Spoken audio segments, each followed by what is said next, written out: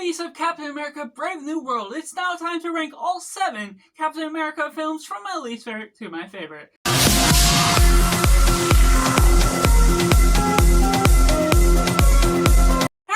Welcome Cinema, where we focus on a film. I'm Josh, this is Simply Cinema. Let me know down in the comments below how you would rank the Captain America films you've seen from your least favorite to your favorite. Make sure to like this video if you enjoy it, subscribe if you haven't already to join in the film culture community where we talk about the love of cinema as a whole. And coming in last place we have Captain America Death Too Soon. Now this one, while it had a little bit more of an intriguing premise than its predecessor in 1979, there's something about the way it tells its story, even though it's going about this narrative where there's this virus that's going on, spreading this pollution in order to gas this city and that makes them age quicker, and it's something that promises a serious threat that does have its moments and does do everything that it needs to do in order to set up all the pieces in order to make the villain of a serious threat. And Christopher Lee is good in what he does here, as limited as his performances can be for what he's given, but unfortunately there's many moving parts here and there, what you're doing with all the action that is ultimately way too slow moving, the way they don't necessarily cut out these slow moving parts, everything that's showing the whole action sequence that is ultimately way too slow for the ability they could do with this TV movie. Obviously limited budget, obviously not necessarily knowing all about who Captain America is as a character, and while there is something I can appreciate for what was done at the time, making it its own action movie, it certainly doesn't feel Captain America in his full form, and the way they build up and produce the characters, taking them from scene to scene, from city to city, doesn't necessarily have the hype or anticipation for what ultimately is to come out of the high stakes that it has to offer with its story, that unfortunately becomes just not necessarily exciting film for what it's built up to be. And at number 6 we have Captain America from 1979. Again, this is also the predecessor to what I just mentioned, and it just doesn't know what Captain America is as a character. The origin is all convoluted and messed up, but there is something to this film that I do appreciate, at least for the nature of what it's trying to do with its character. It's building up these question of getting this serum of sorts, building up this science experiment, and doing all these different things in order to make him the Captain America that isn't necessarily the right Captain America figure, but in the same way, there is tension in elements here and there. There's corniness and things that go about, and of course, like its sequel,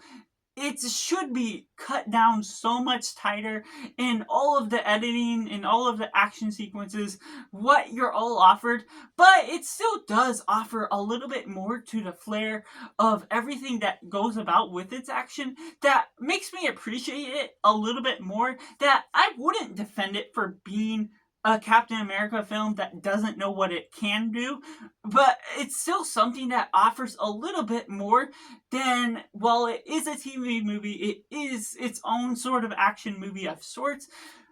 It's not something I love, but it does have its own appreciation for what it's worth. And at number 5, we have Captain America 1990. Now, it's not something I go back to just as well. There is its own merits, what it's doing with its corny vibe, its 90s feel, that if this was the only Captain America movie that felt more appropriately Captain America, because that's what it's doing with its origin, with its characters, or side characters just as well. It's something that intrigues you a little bit more, while it doesn't feel like it definitely has the right vibe, the right setting, the right budget to really amp things up a bit with what it's doing with its story, with its character, and everything throughout. There's still something about the appropriation and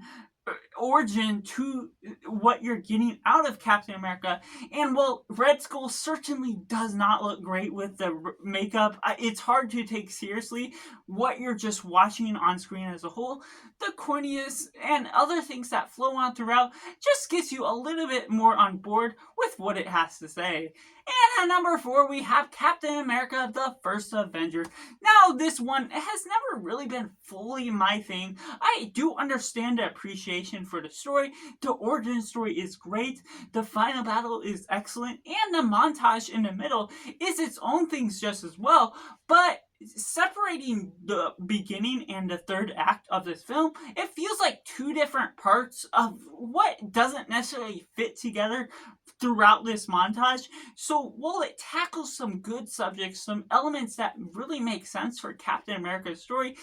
having some emotional weight with what we get out of Bucky's character, just setting them up and everything that you're building up for this character as a whole, is something that does have its own weight to it, does make sense, especially leading up to the future of this character in the MCU, that has plenty of great elements that lead on from this film. But ultimately, it's a film that feels a little bit too heavy, doesn't have the right pace that really captivates the way I just can enjoy or rewatch this film time and time again. And at number 3, we have Captain America Brave New World. Now, while it does have its own flaws, it's something that I favor a little bit more because of the entertainment value, just the way you're introducing this almost as an Incredible Hulk sequel. But of course, you're getting all the patriotism, you're getting all of the politics, the elements with what we're getting out of Harrison Ford now as Ross,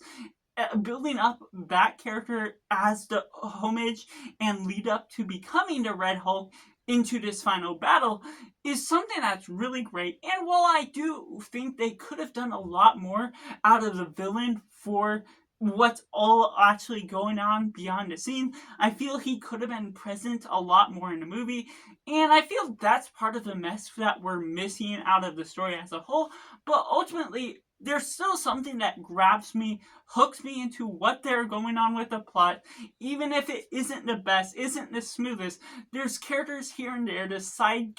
politics, what we're building up, and the intrigue and the elements and questions you're getting about with taking on the mantle of Captain America, what it means to be him, and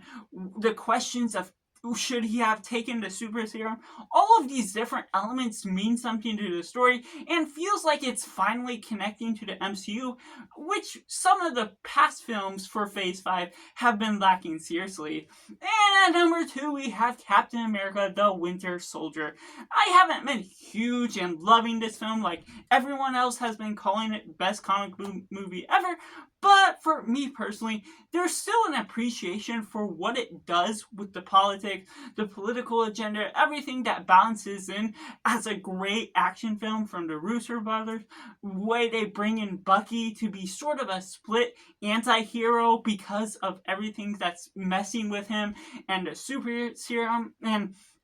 bringing in Black Widow as well as a sidekick type of character to Captain America, and building all these different huge momentous battles at the end,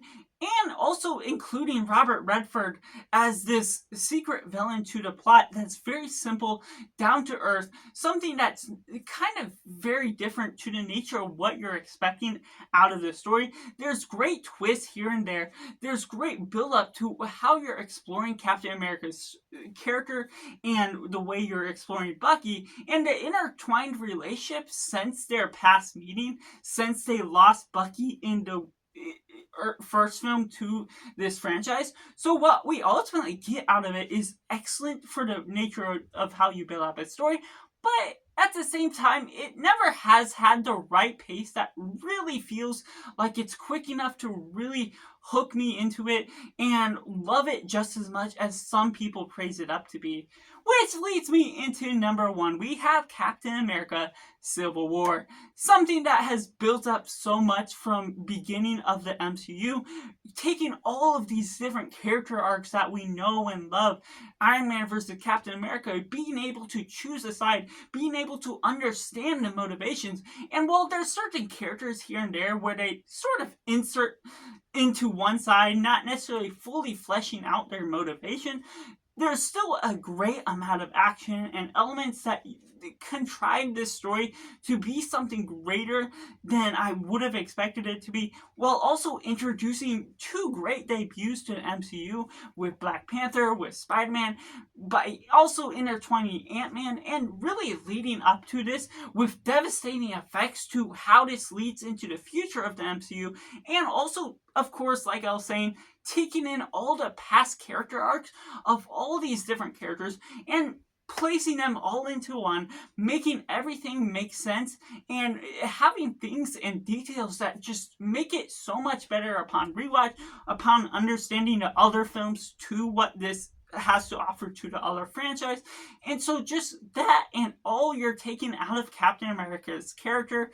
as a Captain America film, while it feels a little bit like Avengers 2.5, the main focus in on Captain America, just as well as a primary character, has its own central ideas that just do so much to what you're focusing on, how you're establishing and building him up as a character, taking so much more out of the action and bringing it to a full circle moment, making this my favorite film for Captain America. And so that's just my favorite Captain America films, from my least favorite to my favorite. Let me know down in the comments below how you would rank the film from your least favorite to your favorite. Make sure to like this video if you enjoy it. Subscribe if you haven't already to join in the film culture community where we talk about a lot of cinema as a whole. So that's just all, and make sure to do yourself a favor and go watch a movie.